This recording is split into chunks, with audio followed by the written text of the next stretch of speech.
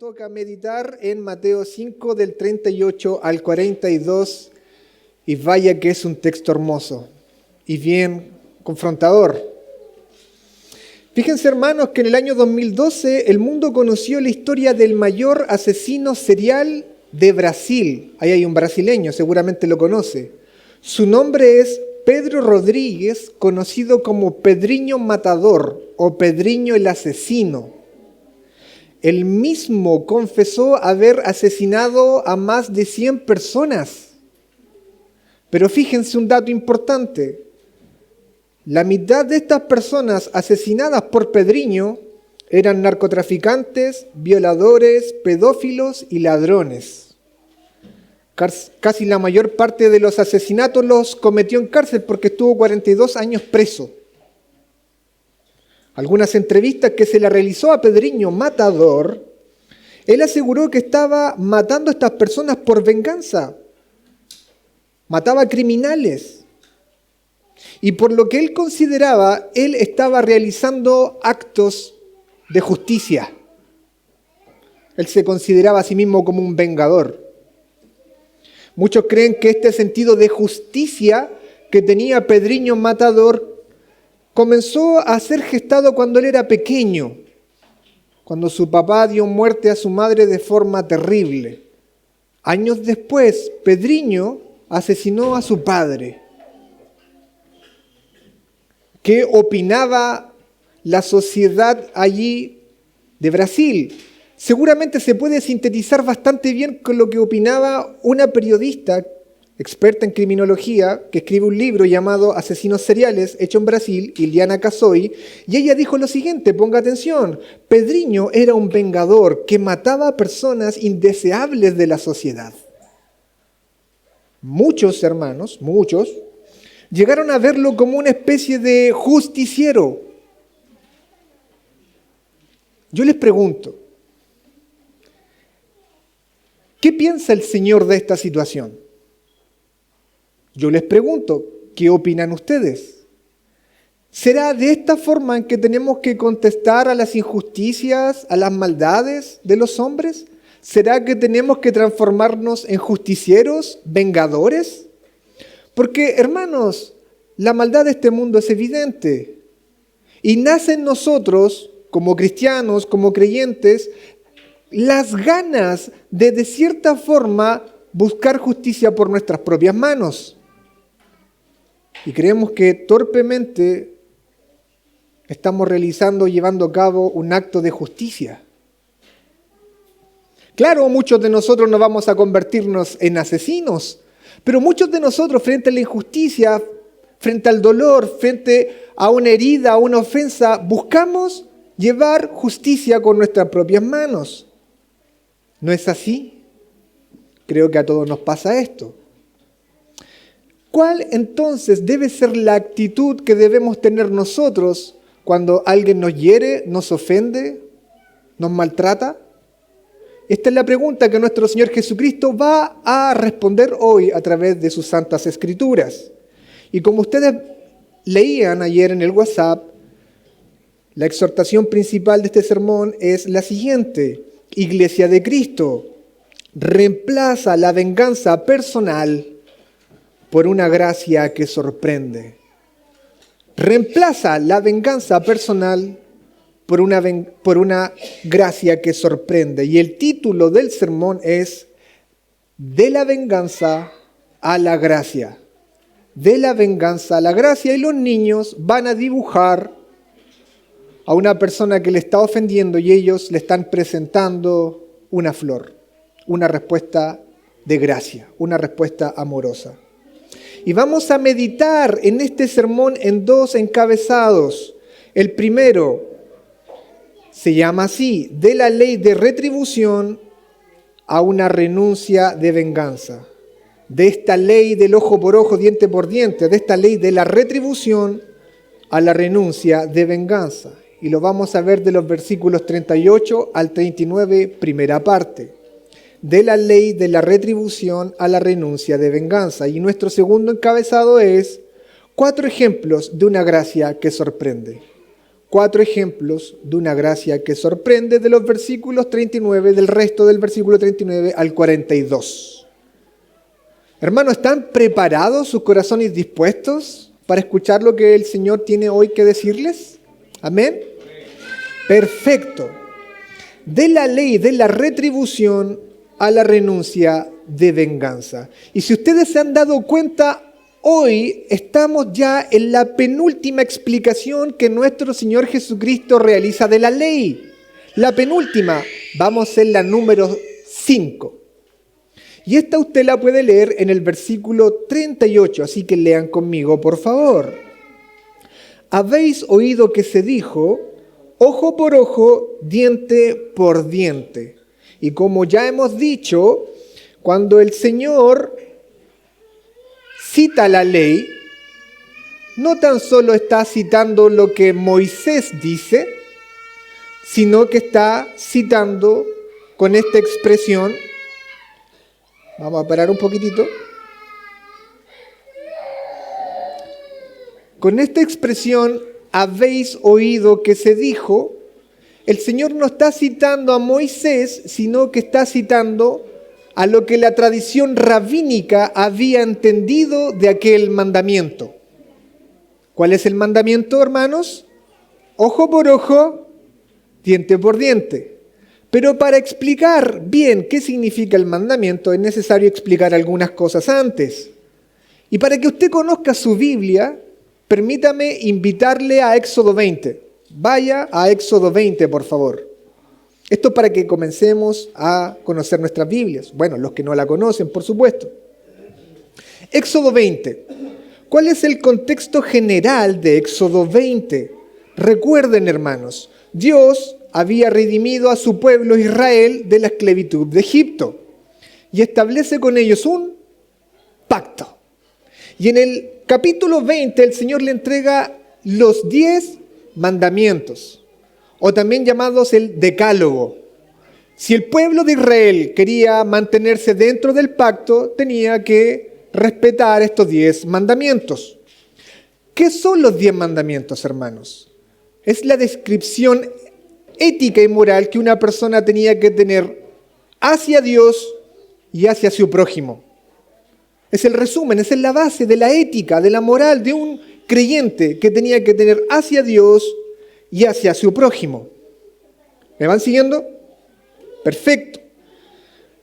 Los capítulos que siguen, usted puede ahí anotar, de los capítulos que siguen, del 21 al 23, usted va a tener lo que los eruditos llaman el libro del pacto.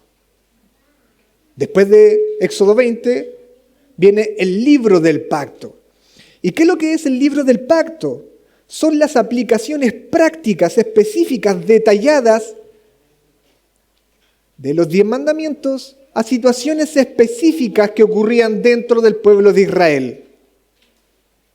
¿Ok? Ese es el libro del pacto. Del capítulo 21 al 23, usted tiene el libro del pacto. Es la aplicación de los 10 mandamientos a situaciones específicas que ocurrían dentro del pueblo. Importante entonces, hermanos, los 10 mandamientos fueron entregados a todo el pueblo de Israel. El capítulo 20 es para todo el pueblo de Israel. Pero el libro del pacto, de los 21 hasta el 23, hermanos, era una especie de código civil, una especie de manual, pero destinado para los jueces y líderes de Israel. Este libro del pacto les permitía a los jueces regular la vida social dentro de Israel, resolver disputas, les permitía a ellos establecer castigos, penas, las retribuciones ante delitos específicos. Vuelvo y repito, Éxodo 20, para todo el pueblo. Libro del pacto del 21 al 23, solo destinado a los jueces de Israel. Los capítulos 21 al 23 eran una especie de manual de jurisprudencia. Establecían leyes específicas para evitar las injusticias, para evitar el caos social, para evitar que Israel se pareciera a los pueblos vecinos, que se pareciera a Egipto, que se pareciera a los cananeos. Hermanos, ¿cómo eran los egipcios con los esclavos? Totalmente inhumanos. ¿Y los cananeos tenían una especie de código civil? No. Ahí realmente cada uno hacía lo que quería. Por lo tanto, hermanos, si uno lee cuidadosamente el libro del pacto del 21 al 23, usted se va a dar cuenta de algo. ¿Qué es lo que busca el Señor ahí? Anótelo, por favor. Justicia proporcional al delito. Justicia proporcional al delito. ¿Ok? Buscaba equivalencia entre el delito y el castigo. Una equivalencia. Hermanos, si un pueblo no tenía sistema judicial, ¿cómo resolvían las disputas? Si un pueblo carecía de sistema judicial, ¿cómo resolvían las disputas? Yo le digo, sí, lo que dice Joana, venganza personal, que iba en escalada siempre. Un insulto podía terminar con el asesinato de una familia completa. Una persona que se le robaba un animal podía quemar la casa de aquel ladrón. Pero el Señor establece aquí una ley de proporcionalidad, de equivalencia, y anótela por favor, usted la va a encontrar en Éxodo 21 del 23 al 25. Este es el corazón del libro del pacto. Lean conmigo, Éxodo 21 del 23 al 25. Pero si hubiera algún daño, entonces podrás como castigo, vida por vida, ojo por ojo, diente por diente, mano por mano, pie por pie, quemadura por quemadura, herida por herida, golpe por golpe. Esto se repite en Levítico y también se repite en Deuteronomio. Si alguien mata a alguien, esa persona debe morir, no su familia completa. Si alguien daña el ojo de otra persona, no puedes asesinarle, tiene que pagar con su ojo. Si alguien te rompe el diente, no puedes quemarle la casa. Él tiene que pagar con su diente. ¿Se dan cuenta? Ojo por ojo, diente por diente. Entonces, hermanos, la famosa ley del ojo por ojo, diente por diente, o también llamada ley del talión, de la proporcionalidad, ¿cierto?, de la pena, no era un permiso para las venganzas personales. No era un permiso para que usted fuera y peleara con el otro. No era una licencia para la retribución, para la venganza. No, era precisamente para todo lo contrario. Era una regla destinada a los jueces para establecer un castigo proporcional al daño. Evitaba la retribución. Evitaba el castigo desproporcionado. De esta forma se evitaba que un hombre que se le robó algo quemara la casa y asesinara a toda esa familia. Eso ocurría. Sin embargo, hermanos, en los tiempos de Jesús, los escribas y fariseos, adivinen qué lo que hicieron. Habían llevado esta ley que correspondía a los tribunales, la habían llevado ¿a dónde? A las relaciones interpersonales. Y adivine para qué. Para justificar la venganza y la represalia personal. Eso es lo que había hecho el judaísmo en los tiempos de Jesús. Llevaron la ley del ojo por ojo, diente por diente a las relaciones interpersonales para precisamente favorecer la venganza. Un comentarista dice lo siguiente: pero los escribas y fariseos evidentemente extendieron este principio de retribución que pertenecía a las cortes legales al terreno de las relaciones interpersonales. Y de hecho, hermanos, Dios en su ley prohíbe la venganza. No te vengarás, no guardarás rencor contra los hijos de tu pueblo. No lo harás. ¿Y qué hicieron los escribas y fariseos? Llevaron esta ley a las relaciones interpersonales. Importante es decir aquí aquello que Jesús no está diciendo.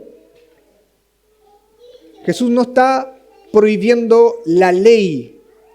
Jesús está prohibiendo que esta ley se utilice en las relaciones interpersonales. Jesús está prohibiendo el uso indebido, no está aboliendo la ley.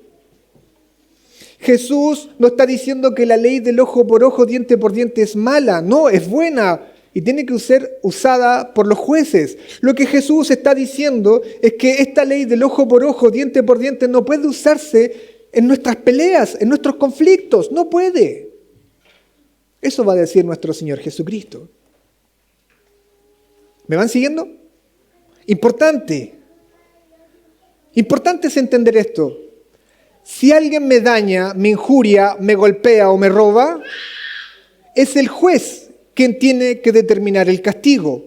Cuando el juez determina castigo, eso se llama justicia. Pero si alguien me golpea, me insulta o me roba, y yo soy el que toma justicia por mis propias manos, eso no se llama justicia, eso se llama venganza. Y eso Dios lo desaprueba, Levítico 19:18. Así que este caballero llamado Pedriño Matador no hacía justicia. Él era un asesino. Él se vengaba. Y eso es un acto desaprobatorio totalmente por la ley de Dios. Por eso nuestro Señor Jesucristo en el versículo 39, primera parte, va a establecer la ética que debe imperar en los corazones de los creyentes ante la injusticia, ante el robo, ante el insulto. Y fíjense lo que dice el Señor Jesús. Lean conmigo. Pero yo os digo, dice el Señor, no resistáis al que es malo. No resistáis al que es malo. Y esta palabra resistir en griego involucra un acto o una respuesta proporcional o equivalente. Si me pegan, pego. Si me insultan, insulto. El Señor dice, ustedes no hagan eso. No lo hagan. Y si me permitieran ustedes expresar un poco, parafrasear esto, extender un poco su significado para que me vayan siguiendo un poco más y lo entendamos más claramente, yo diría más o menos esto. Pero yo les digo, no respondan al hombre malvado devolviéndole mal por mal o de la misma medida. No lo hagan. No se opongan a su agresión replicando con una fuerza equivalente. Ni entren en esta lógica de represalia. Ustedes no lo hagan. No adopten esta dinámica del que me la hace, me la paga. Ustedes no lo hagan. Renuncien a esta respuesta vengativa que busca equilibrar daño por daño, mal por mal. Eso está diciendo el Señor aquí. Vuelvo y repito, hermanos. Voy a decir aquello que el Señor no está diciendo. El Señor no está diciendo que nosotros tengamos que renunciar a la autodefensa. Si alguien me está golpeando, yo no puedo colocar las manos atrás y poner mi cara. El Señor no está diciendo eso. El Señor tampoco está diciendo que debamos tener un pacifismo malentendido, que con los brazos cruzados ve cómo el mal avanza y ellos no hacen nada, como el movimiento anabaptista en algún momento. El Señor no está diciendo eso. El Señor no está diciendo que nosotros ante las injurias, robos, no tengamos que optar a los jueces. La ley es buena. Lo que el Señor está diciendo, hermanos, es que está prohibiendo que nosotros hagamos justicia con nuestras propias manos. Eso es lo que el Señor está prohibiendo. Está prohibiendo la represalia, la venganza, la escalada en agresividad. Eso es lo que el Señor está prohibiendo. Hermanos, Jesús está estableciendo la ética que debe imperar en nuestros corazones ante la injuria, ante el daño. Y es que debemos responder con gracia. Debemos responder con gracia. Y una vez más, cuando contemplamos, hermanos, cuando contemplamos el mandamiento realmente cómo es, una vez más, ya por quinta vez, vemos que ninguno de nosotros llega al estándar de justicia que el reino de los cielos exige. Ninguno. Una vez más, nuestro Señor Jesucristo nos presenta la ley y una vez más, esa ley nos condena. Nos condena.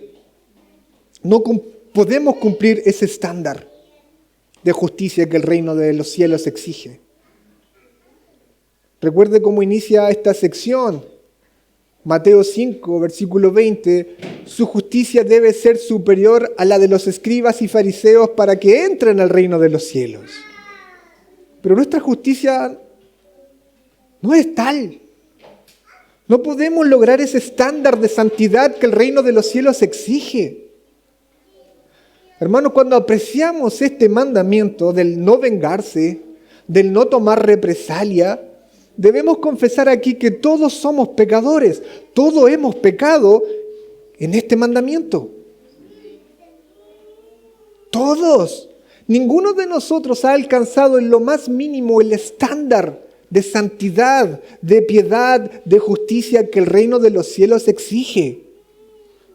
Porque levante la mano aquí, ¿quién nunca, jamás ha tenido un sentimiento, una noción de venganza? Levante su mano.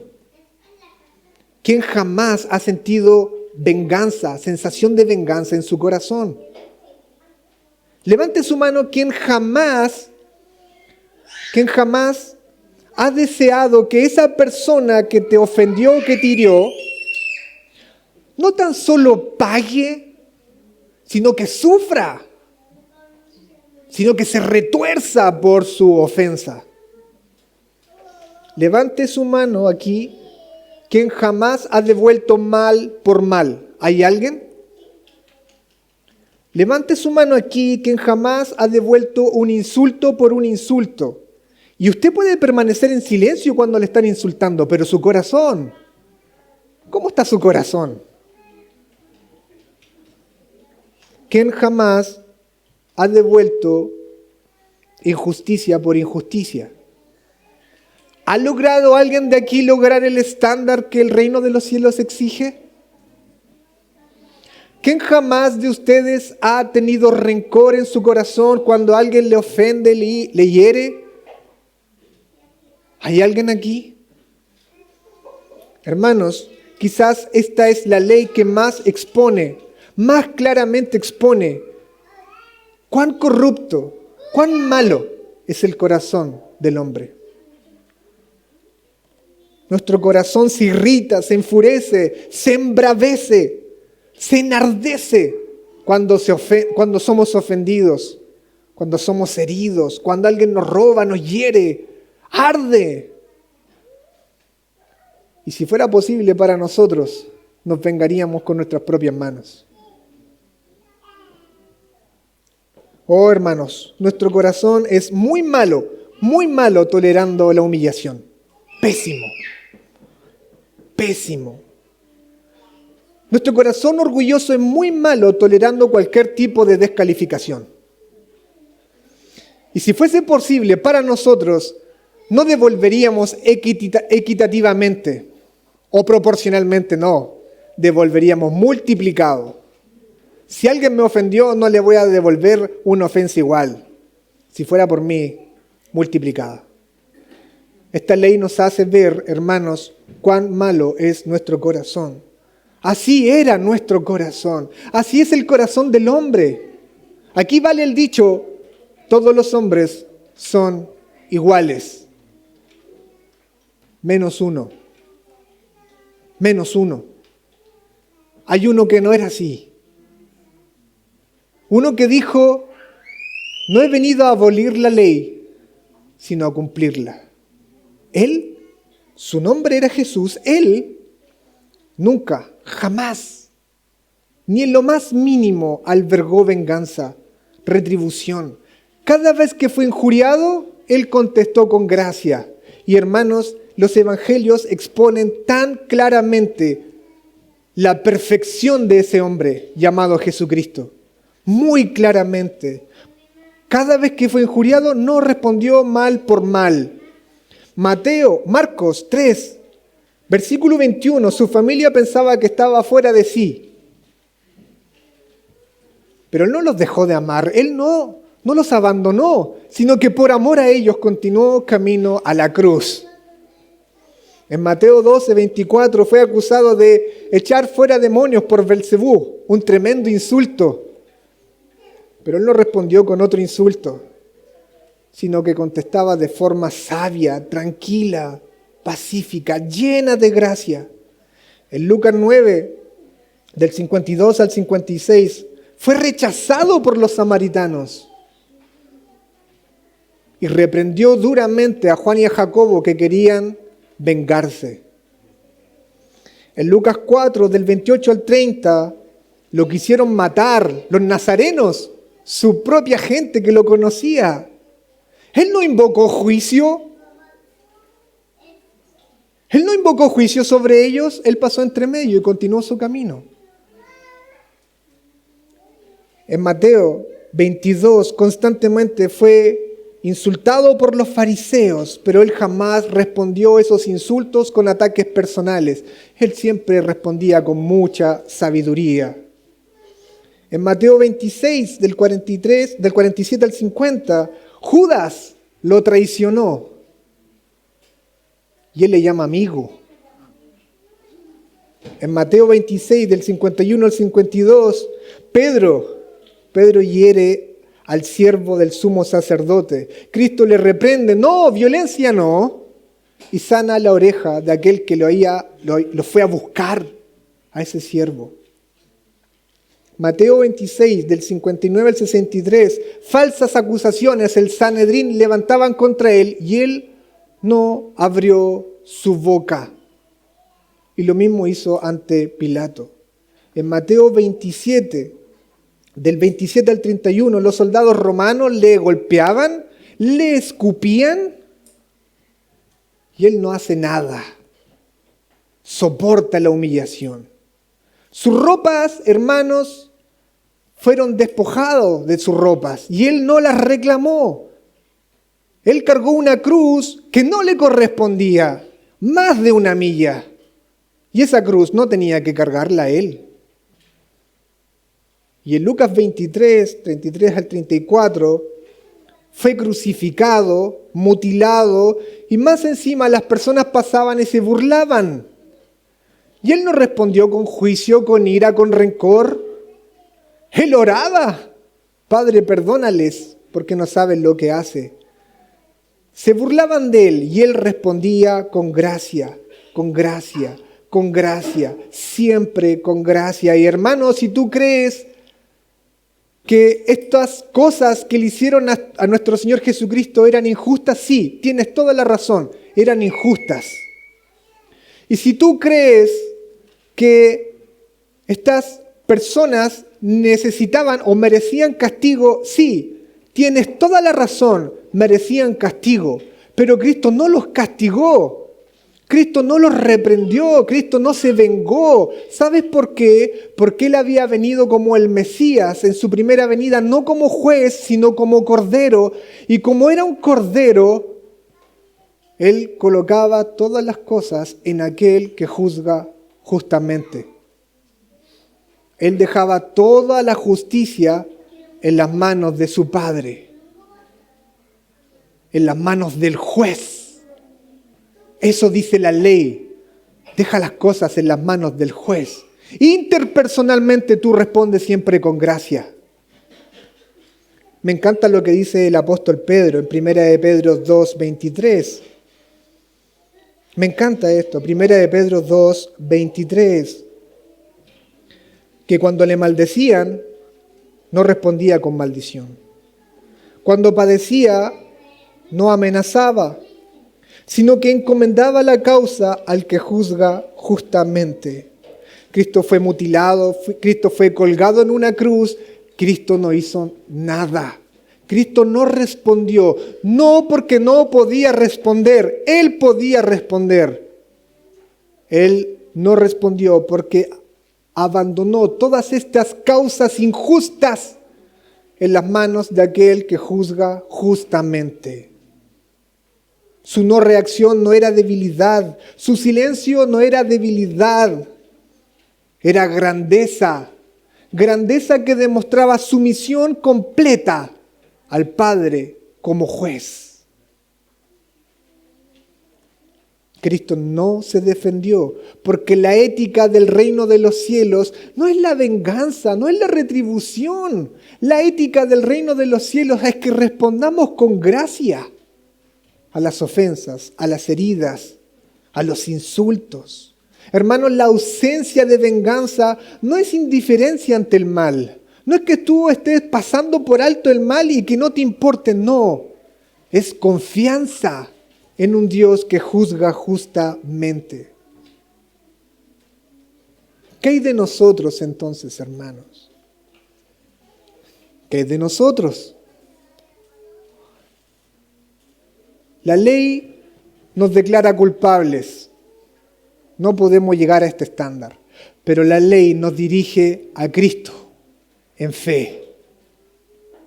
La ley nos dirige a Cristo en fe. Y me encanta lo que dice el apóstol Pedro.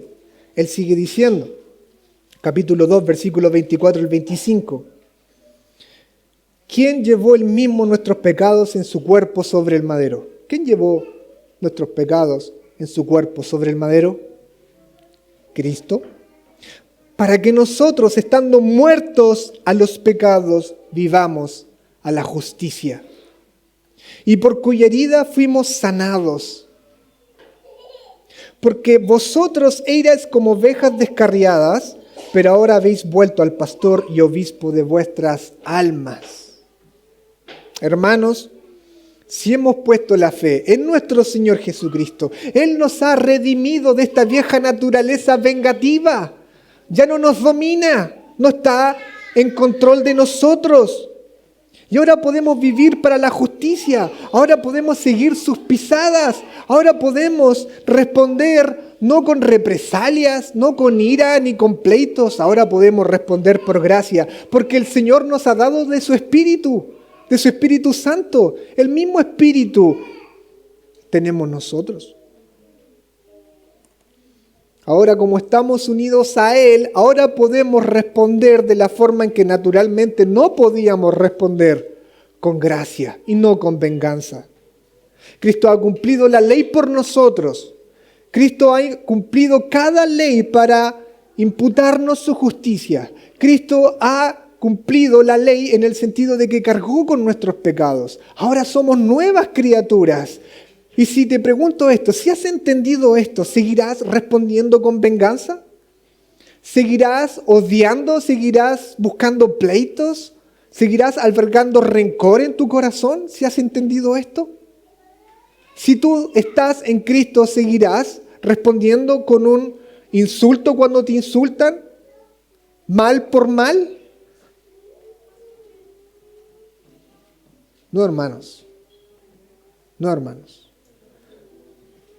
Ante la injusticia, soportar la injusticia y dejar todo en los pies de aquel que juzga justamente. Y el Señor va a dar 4 ejemplos, ilustraciones. Y estas 4 ilustraciones que siguen en los versículos solo pueden ser llevadas a cabo por aquellos que han entendido el Evangelio y que han comprendido que ellos han recibido gracia y ahora deben responder con gracia. Amén. Y esto, hermano, nos lleva a nuestro segundo encabezado. 4 ejemplos de una gracia que sorprende.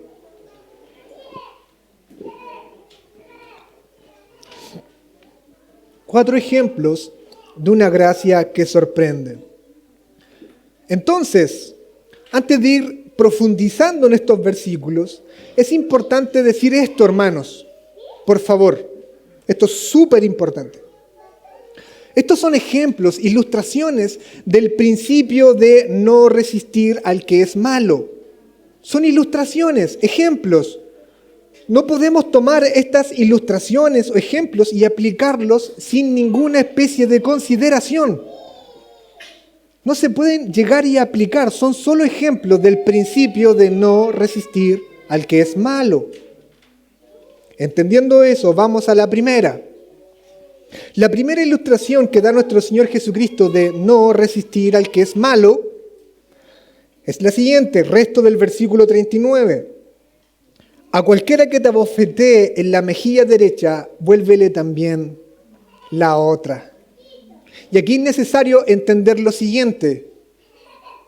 Como en todo el mundo, para bofetear a una persona en la mejilla derecha, como todos eran diestros, se tenía que hacer con el dorso de la mano. Si yo quiero bofetear tu mejilla, no lo voy a hacer. Tendría que hacerlo con el dorso de mi mano. ¿Cierto? Casi todas las personas son diestras, en Israel también. Pero esto, hermanos, no era un ataque físico. No era un ataque destinado a herir a una persona en su mejilla. No. Era un insulto grave destinado a humillar. Esa bofetada con el dorso de la mano en la mejilla derecha era un insulto grave. Era un menosprecio. Se les hacía a las personas que se les consideraba como inferiores. Era un acto de humillación. Era decirle, tú no vales nada, yo soy mayor que tú. Eso es. Era un desprecio. Frente a esto, hermanos, el Señor nos dice lo siguiente. Si alguien te insulta, simplemente no le devuelvas el insulto. Tú simplemente no devuelvas el insulto. Ustedes renuncien a su derecho de responder. Vuélvele la otra mejilla. No devuelvas el insulto. Un comentarista dice, nuestro deber hacia los individuos que nos hacen mal no es la represalia, sino la aceptación de la injusticia sin venganza. ¿Qué debemos hacer cuando alguien nos insulta? No es devolverle el insulto. No es devolver el insulto. No es la venganza, sino un acto de gracia, una respuesta de gracia. Y esa puede ser el silencio. El otro día veía a un predicador que estaba predicando libremente en una plaza, una persona pasa, la bofetea y le dice que el Señor te bendiga. Hermanos, recuerden, la ley de la proporcionalidad está destinada a los juzgados, a los jueces. Nosotros debemos responder con gracia, porque hemos recibido gracia. Cristo no vino a cambiar la justicia, Cristo no vino a cambiar la ley del ojo por ojo, diente por diente, Cristo vino a cambiar corazones vengativos. ¿Cuántos corazones vengativos hay aquí? Bueno, Cristo vino a cambiar tu corazón. Y el propio Señor dice a través del profeta Isaías, capítulo 50, versículo 6, lo siguiente. Di mis espaldas a los que me herían y mis mejillas a los que me arrancaban la barba. No escondí mi rostro de injurias y esputos. Ese fue Cristo hablando. Y esto se cumple perfectamente en Mateo 26, 67. Repito, hermanos, Cristo no está diciendo que te dejes golpear. Cristo no está diciendo que una mujer que es maltratada por su esposo no vaya a los tribunales, no coloque denuncias. No, eso no lo está diciendo el Señor. Cristo está diciendo que ante un insulto no respondamos con represalias, con venganzas, sino que respondamos con gracia.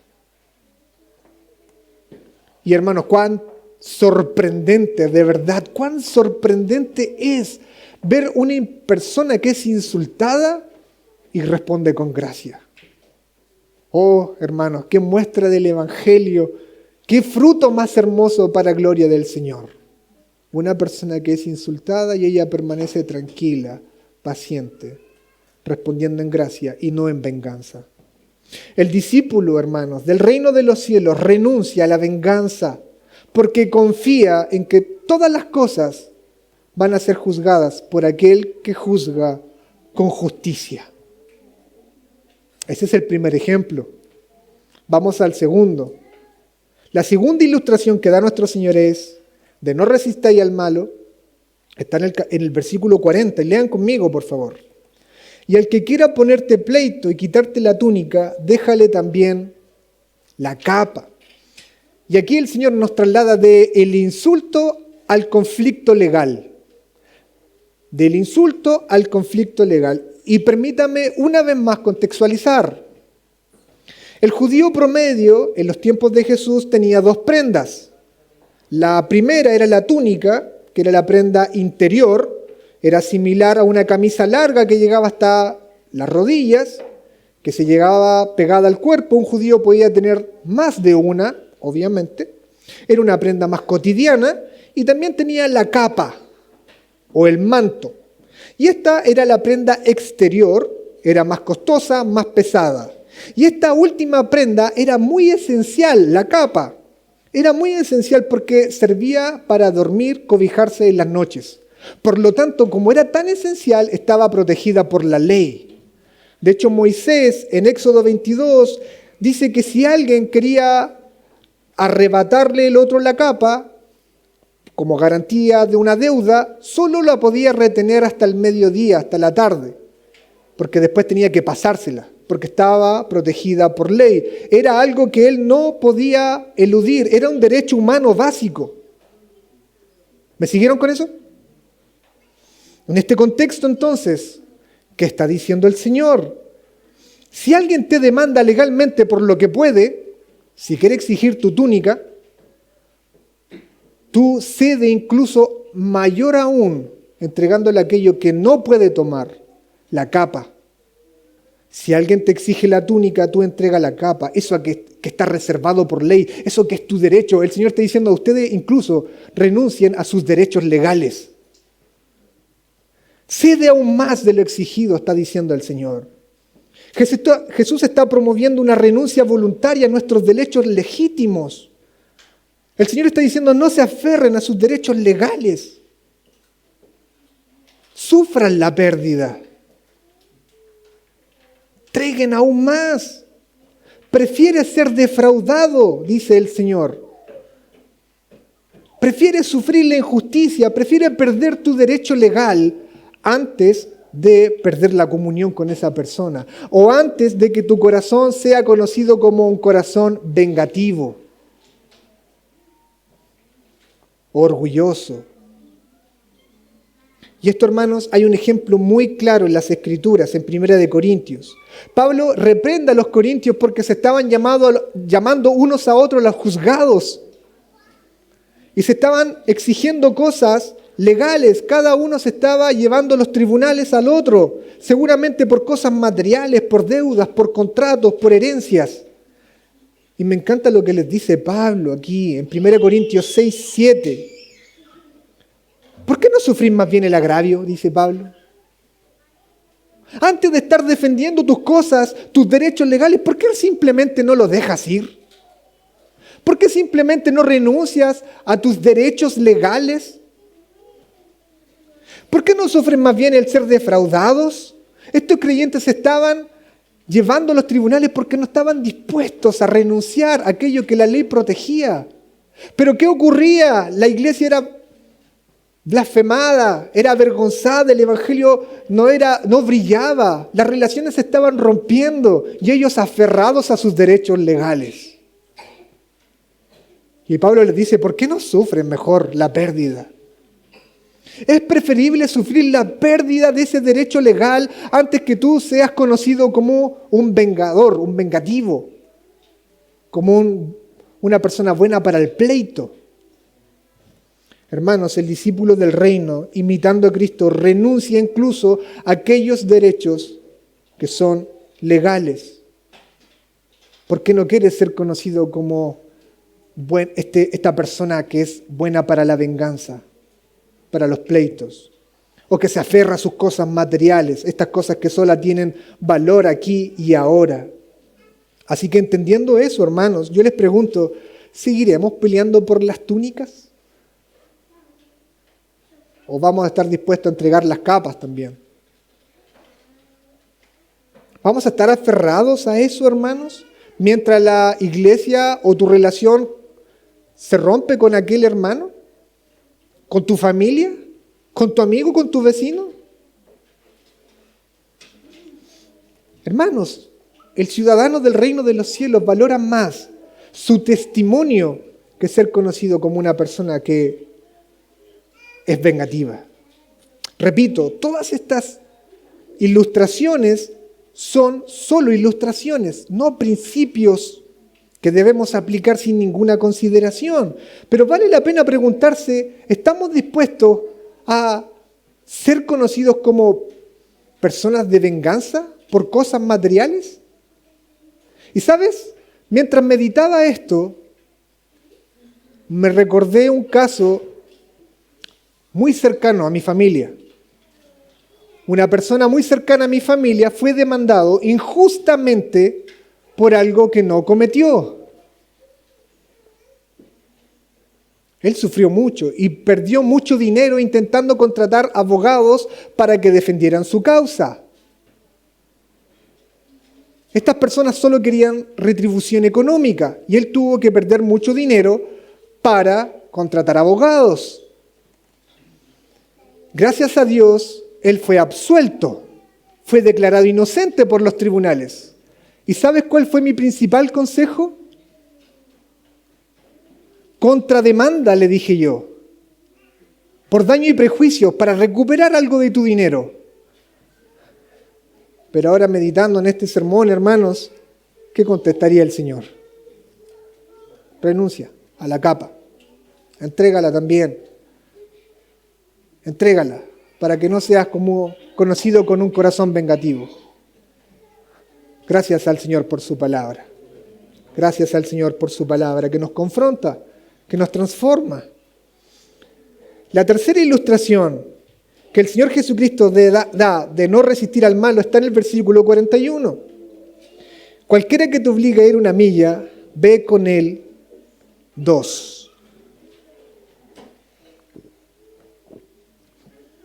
Y para entender esto también tengo que contextualizarlos. Tengo que contextualizarlos según la ley romana de langaría. ¿Ustedes conocen la ley romana de langaría?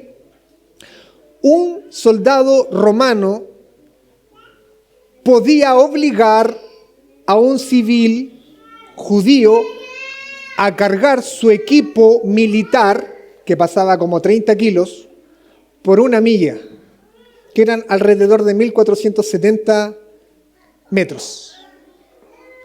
Un ciudadano romano podía tocarle el hombro a un judío que seguramente iba camino en la sinagoga, a su casa, de vuelta a su casa o al trabajo, y le podía decir, tú, cárgalo, una milla.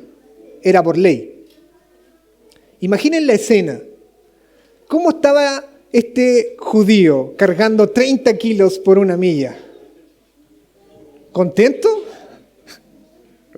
Con la sangre hirviendo, hermanos. Hirviendo, con un orgullo nacional que pedía venganza. Porque esto no tan solo era un acto de humillación personal, era un acto de humillación nacional que les recordaba a los judíos que estaban bajo el dominio romano. Ardía su sed de venganza. Y en ese contexto, hermanos, el Señor les dice, ustedes no solo carguen una milla, carguen una segunda milla. El Señor les busca una revolución, no política, no militar, sino una revolución espiritual. Claro, la primera milla es por ley. La primera milla es obligatoria. La primera milla es por coacción. Estás obligado a llevar esa carga la primera milla. Pero la segunda milla no es por ley, no es obligatoria, es voluntaria. Nadie te está obligando, sino que lo haces por gracia, porque has recibido la gracia de Dios. Nadie te obliga a caminar esa segunda milla, se ofrece voluntariamente como una respuesta de gracia. La primera milla la cargan los esclavos romanos, de los romanos. La segunda milla la cargan los esclavos del Dios Altísimo. En esa segunda milla nosotros somos libres. En esa segunda milla ya no somos esclavos, ya no tienen el control sobre nosotros. Cristo tiene el control sobre nosotros. Nadie te la puede exigir, la entregas porque eres libre en Cristo Jesús. Oh, hermanos, la mansedumbre, ¿cómo desarma la hostilidad cuando respondemos con esta segunda milla? El mundo cree que es libre porque no hace lo que no quiere. El cristiano es libre porque hace la voluntad de un Dios altísimo, bueno. Así que si una persona te dice, carga este equipaje por 1 milla, tú llévala 2. Esa persona puede tomar de tu tiempo, de tus esfuerzos, pero no puede tomar la libertad que hay en Cristo Jesús en ti. No puede. Tu corazón le pertenece a Él, porque te ha hecho libre del orgullo, de la vanagloria. Por eso podemos cargar una segunda milla. Entonces, hermanos, ¿cómo van a reaccionar cuando su jefe les pida horas extras que no estaban en el contrato? ¿Vas a estar contando los pasos para la primera milla o vas a llevarla a una segunda milla? ¿Cómo vas a reaccionar cuando el cliente exija algo más de lo cual no pagó? ¿Cómo vas a reaccionar cuando te carguen un impuesto económico que era injusto? Cuando un familiar pida más de lo que merece, ¿vas a cargar 1 milla o vas a cargar 2? ¿Cómo vas a reaccionar? ¿Con resentimiento, como los judíos del primer siglo? ¿Con queja, con amargura? ¿O con libertad en Cristo Jesús, quien te hizo libre del orgullo? Quien ha entregado su vida, quien ha derramado su gracia sobre ti. ¿Cómo vas a reaccionar? ¿Quién es el dueño de tu corazón? ¿Este espíritu vengativo o Dios de toda gracia? Recuerda, hermanos, el ciudadano del reino de los cielos, ante las obligaciones que nos imponen, respondemos con gracia. Así que te exhorto, ante la imposición injusta, responde con generosidad, con una gracia que sorprende. Imita a tu Señor, quien cargó una cruz que tú tenías que cargar y la cargó más de 1 milla. Por lo tanto, te pregunto, si tú conoces que tu Señor cargó tu cruz, ¿tú no vas a estar dispuesto a cargar una segunda milla? ¿Dar más de lo que te están exigiendo? Para mostrar y glorificar con tus buenas obras al Dios que te salvó. Nosotros estamos llamados a cargar una segunda milla. Y lo hacemos con la fuerza de nuestro Señor Jesucristo, porque nos ha derramado gracia. Y por último, la cuarta y última ilustración, que no resistáis al malo, versículo 42, al que te pida, dale, y al que desee pedirte prestado, no le devuelvas la espalda. Hermanos, aquí el Señor, por último, nos está llamando a tener una disposición, una generosidad constante. Ser generosos. Cuando el Señor dice, al que te pida, dale, está pensando en una persona de escasos recursos, que está pidiendo limosna. Y creo que algunos, no todos, pero algunos, me incluyo, somos de aquellos que buscan excusas para no dar. Aquellos que evalúan la situación y buscan los cheques para no dar, no entregar, dando vuelta a la espalda. En vez de tener una actitud de ver cuáles son las condiciones para dar, estamos por nuestro egoísmo chequeando el otro listado. ¿Cuáles son las condiciones para no dar? Y el Señor no es lo que nos pide. El Señor nos pide reaccionar con gracia. Con gracia. El Señor nos está invitando a no ser egoístas con aquellas cosas que inclusive tenemos y que hemos recibido por gracia, porque nadie tiene lo que tiene por su propio esfuerzo. Nadie. Ni nuestra fuerza, ni nuestra salud, ni nuestro trabajo nos pertenecen. Solo somos administradores de aquello que el Señor nos da. Y cuando el Señor está diciendo, aquel que te pida prestado, obviamente no está pensando en una limosna, está pensando en algo más. Pero prestamos solo a aquellos que nos pueden devolver. Pero el Señor está diciendo, presta, da por gracia, con mayor razón a aquellos que no te pueden devolver. Sé generoso. Pero recuerde, estos principios, estos ejemplos son parte del principio de resistir al malo. Porque recuerde, debemos dar con sabiduría y discernimiento, porque no podemos estar dando a alguien que está en pecado, de pereza, de irresponsabilidad. Es importante. En segunda de Tesalonicenses, capítulo 3, versículo 10, el Señor dice, al que no quiere trabajar, que no coma. Así que tenemos que dar con sabiduría y con discernimiento. Pero tenemos que tener un corazón que da, que entrega, que no guarda, esto es mío, que da, que es administrador. Pero el contexto, hermanos, yo creo que usted lo ha notado, el contexto nos dirige a otro lado. Porque la verdad, si uno lo piensa bien, es fácil o relativamente fácil dar al necesitado. Es una persona que necesita. Pero recuerden el contexto, no resistáis al malo. ¿Qué pasa si aquel que es tu enemigo te pide prestado? ¿Qué pasa si aquel que te insultó, te golpeó, te robó, te injurió, te pide prestado? ¿Cerrarás tu mano? ¿Cerrarás tu mano? Si el malo te pide, ¿cerrarás tu mano hacia él? Recuerda el contexto, son ilustraciones, ejemplos de no resistir al malo. Romanos capítulo 12, versículo del 19 al 20. Romanos 12, del 19 al 20. Acompáñenme si quieren a esta escritura hermosa. Estamos terminando. Básicamente resume muy bien lo que hemos visto. No tomen venganza, queridos hermanos, sino dejen el castigo en las manos de Dios, porque está escrito, mío es la venganza, yo pagaré, dice el Señor.